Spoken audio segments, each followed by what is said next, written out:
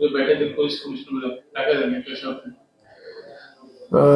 Police कमिशनरच्या बरोबर जो बैठक झाली त्याचं मी माहिती ऑलरेडी दिलेलं आहे.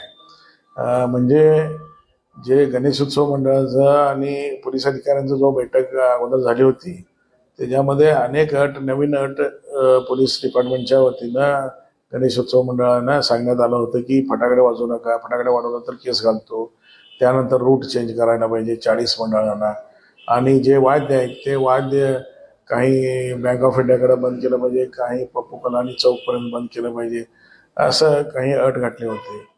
तर काही मंडळांनी मला संपर्क करून सांगितले होते की हे अट आम्हाला मान्य आहे म्हणून.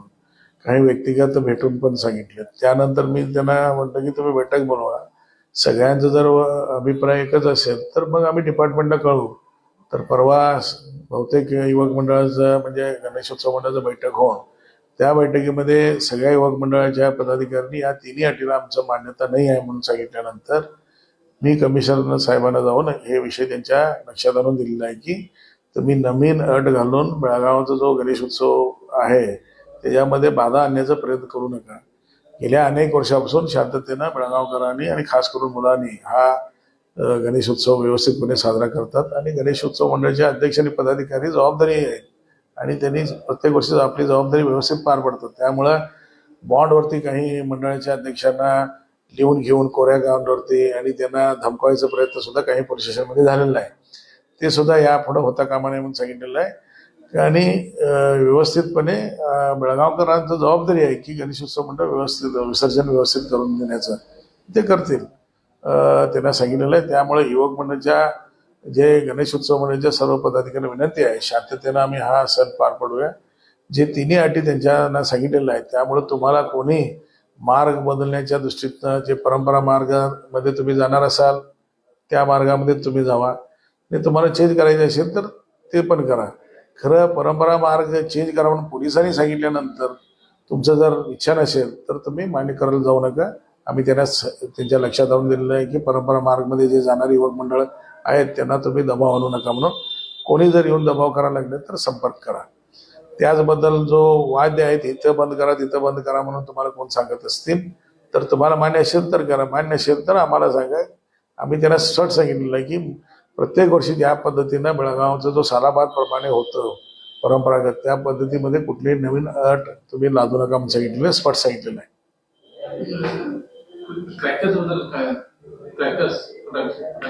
फटाकडे उडवणार म्हणून सांगितलं का, म्हणजे लोक मला गणेशोत्सव मंडळ तेवढंच नाही सार्वजनिक लोक विचारायला लागतात गणपतीमध्ये फटाकडे उडवून नाही तर काय गोट्या खेळूया काय म्हणून.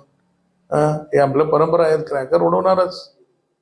आणि केस काय घातलं तर केस काय आम्ही सांगितलं केस काय करायला जाऊ नका म्हणून सांगितलं स्पष्ट सांगितलं नाही. त्याबद्दल त्यांनी सांगितलेलं आहे ते मंडळाच्या बरोबर चर्चा करा म्हणून सांगितलेलं आहे त्यांना. ಮತ್ತು ಪೊಲೀಸ್ ಡಿಪಾರ್ಟ್ಮೆಂಟದ್ದು ಕೆಲವು ದಿನಗಳ ಹಿಂದೆ ಒಂದು ಬೈಠಕ್ ಆಗಿತ್ತು. ಆ ಬೈಠಕಿನಲ್ಲಿ ಕೆಲವೊಂದು ಹೊಸ ನಿಯಮಗಳನ್ನ ಪೊಲೀಸ್ ಇಲಾಖೆ ವತಿಯಿಂದ ನಮ್ಮ ಗಣೇಶೋತ್ಸವ ಮಂಡಳದವರಿಗೆ ಹೇಳಿದ್ರು. ಒಂದು, ಫಟಾಕಡಿ ನೀವು ಹಾರಿಸಿರೋದ್ರೆ ನಿಮ್ಮ ಕೇಸ್ ಹಾಕಲಾಗೋದು. ಎರಡನೇದು, ಸುಮಾರು 40 ಗಣೇಶೋತ್ಸವ ಮಂಡಳಿಗಳಿಗೆ ಮಾರ್ಗ ಬದಲಾವಣೆ. ಮೂರನೇದು, ಕೆಲವು ಬ್ಯಾಂಕ್ ಆಫ್ ಇಂಡಿಯಾದಲ್ಲಿ ನಿಮ್ಮ ವಾದ್ಯಗಳನ್ನು ಬಂದ್ ಮಾಡ್ಕೊಂಡು ನೀವು ಹಾಗೆ ಹೋಗ್ಬೇಕು ಒಂದು. ಆಮೇಲೆ ಪಪ್ಪು ಕಲಾನಿ ಅಂತರ ನಿಮ್ಮ ವಾದ್ಯಗಳನ್ನು ಬಂದ್ ಮಾಡಿ ಅಲ್ಲಿಂದ ವಿಸರ್ಜನೆ ಮೆರವಣಿಗೆ ಕಪಿಲೇಶ್ವರ ತನಕ ಹಂಗೆ ಹೋಗ್ಬೇಕು.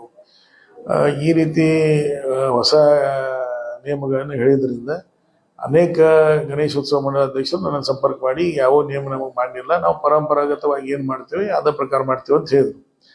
ನಾನು ನೀವು ಕೆಲವೇ ಜನ ಹೇಳಿದ್ರಲ್ಲ ಎಲ್ಲರೂ ಕೂಡಿ ಹೇಳಿದ್ರೆ ನಿಮ್ಮ ಅಭಿಪ್ರಾಯ ಏನದ ಅದನ್ನು ಗಮನಕ್ಕೆ ತರುವಂಥದ್ದು ಆಗ್ತೈತೆ ಅಂತ ಹೇಳಿದಾಗ ಮೊನ್ನೆ ಬಹುತೇಕ ಯುವಕ ಮಂಡಳದವ್ರು ಬಂದು ಈ 3 ವಿಷಯಗಳಿಗೆ ನಮ್ಮ ಮಾನ್ಯತೆ ಇಲ್ಲ, ನಾವು ಪರಂಪರಾಗತ ರೂಟ್ ವೈಸನ್ನು ಹೋಗೋರು, ಪಟಾಕಡಿ ನಾವು ಹಾರಿಸೋರನ್ನ, ನಾವು ವಾದ್ಯವನ್ನು ಕಪಿಲೇಶ್ವರ ತಲಾವ್ ತನಕ ಜಕ್ಕೇರಿ ಹೊಂಡ ತನಕ ನಾವು ಹಚ್ಚೋರನ್ನ ಅಂತ ಹೇಳಿದಾರೆ.